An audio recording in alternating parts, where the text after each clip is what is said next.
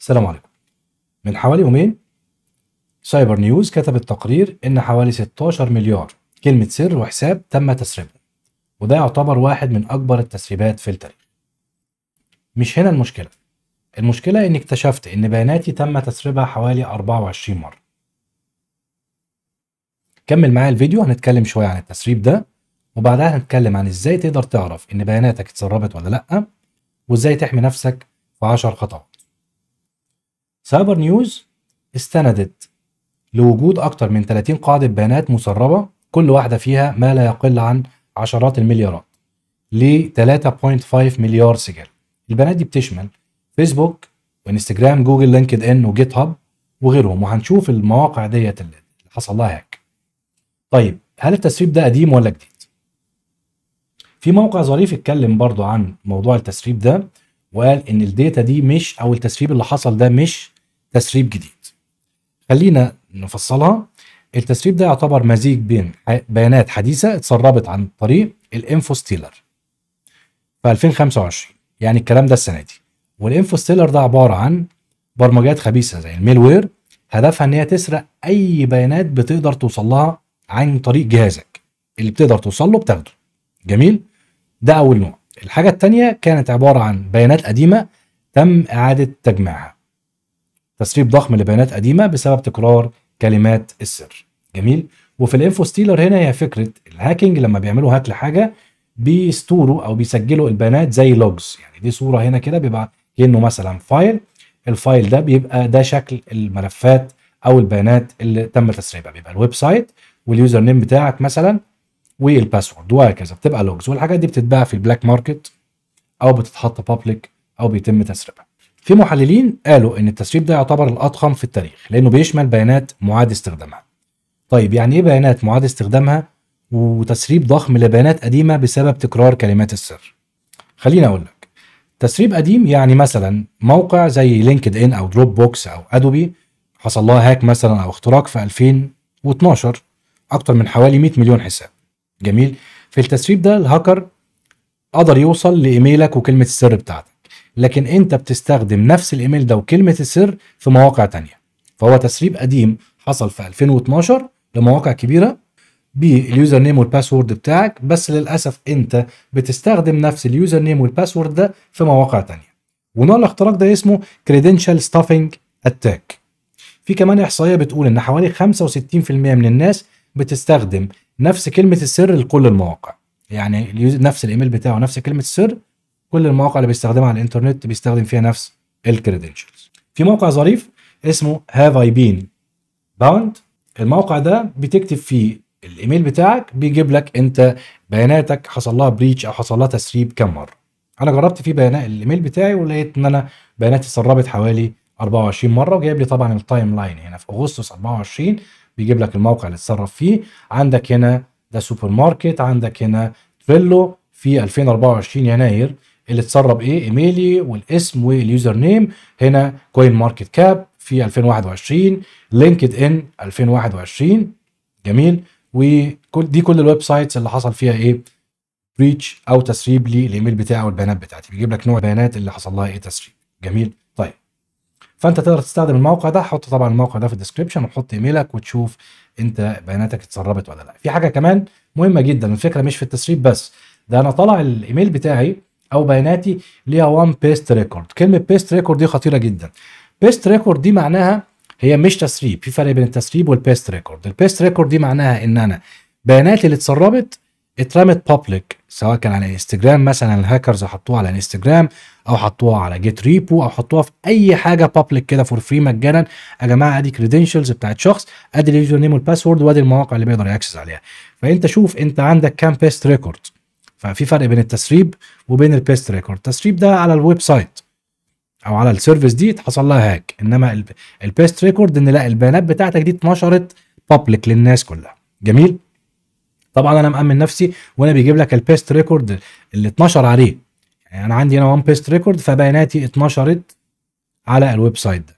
تمام. الموقع ده مهم جدا وقوي جدا، والموقع ده اللي عمله باحث امني استرالي اسمه تروي هانت.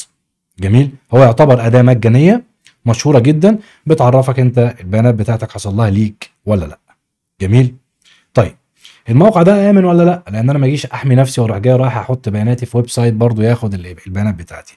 مبدئيا الموقع ده بياخد الايميل بس، ما بياخدش اي كريدنشلز، هتحط ايميلك بس. والموقع ده مش بيحتفظ باي بيانات انت بتدخلها، ولا بيعرض اي كلمات سر او اي بيانات حساسه. هو بيقدم بس معلومات عن لو كانت البيانات بتاعتك اتسربت ولا لا، وكام بيست ريكورد حصل، والويب سايتس ديت اتعمل لها ليك امتى، وهكذا.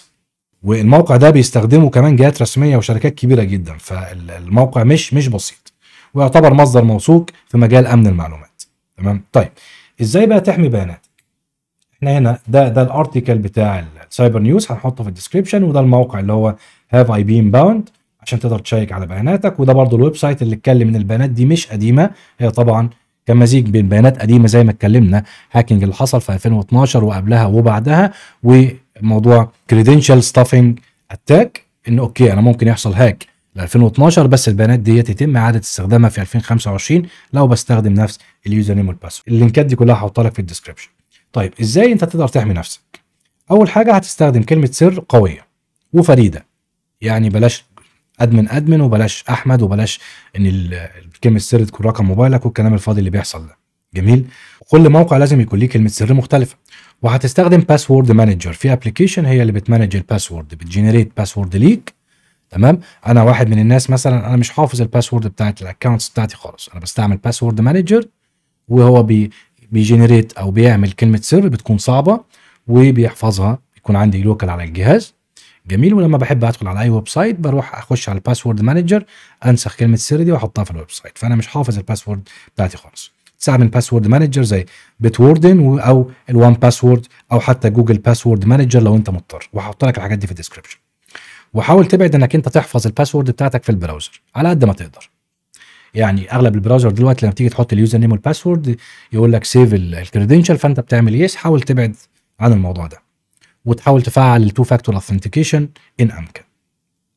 تستعمل ابلكيشن زي اوثي او جوجل اي اثنتيكيتور، وما تعتمدش على الاس ام اس في الاثنتيكيشن الا لو ما فيش بديل. يعني لو في ويب سايت مثلا قال لك في تو فاكتور اثنتيكيشن عن طريق ابلكيشن زي اوثي او عن طريق الاس ام اس، لا استخدم اوثي افضل، ما تستخدمش الاس ام اس، لان في الهاكرز بيستعملوا زي ماسك او لاير كده يقدر ان هو يعمل سبوفنج ويقدر يسحب الرسائل اللي بتجيلك وحاجات زي كده. تمام. الحاجه الثانيه ان امكن ان انت تبدا تستخدم الباس كيز، والباس كيز دي هتلاقيها موجوده في اغلب الشركات الكبيره زي جوجل وفيسبوك وكده، ان انت بتحول استخدام الباس كي عن الباسورد. الباس كي دي بتستخدم البصمه بتاعتك، سواء كان بصمه وشك او بصمه صبعك.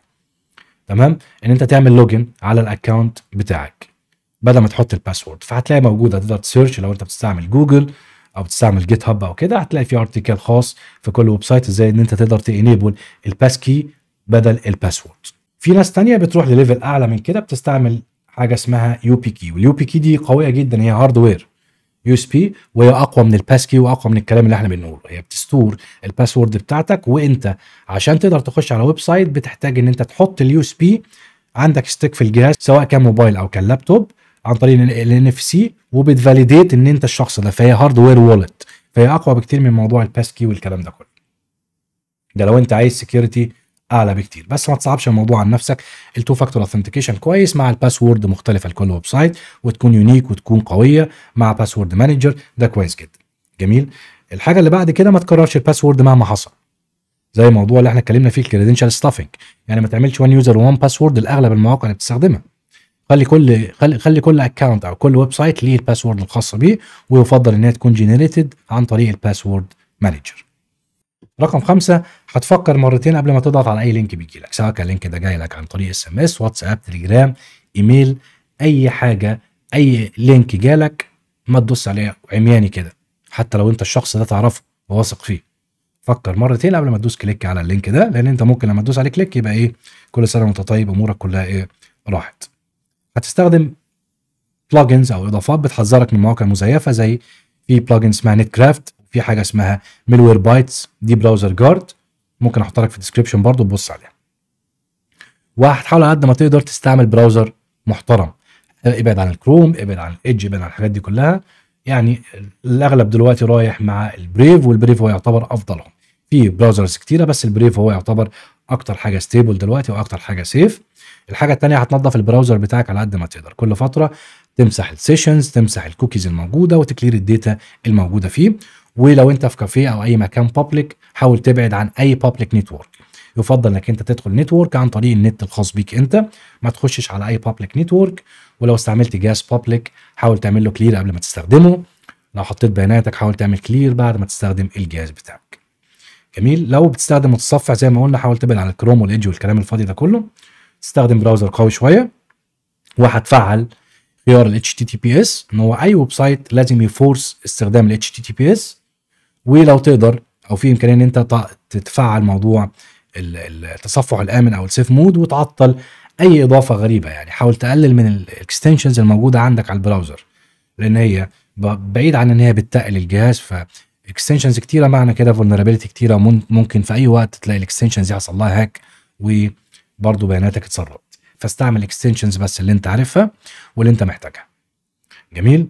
ما تحملش طبعا اي ملفات من اي مكان. الحاجات الكراكرز والبرامج الالعاب المقرصنه والكلام ده كله، ده طبعا يعني 100% معروف ان هو فيه هاك.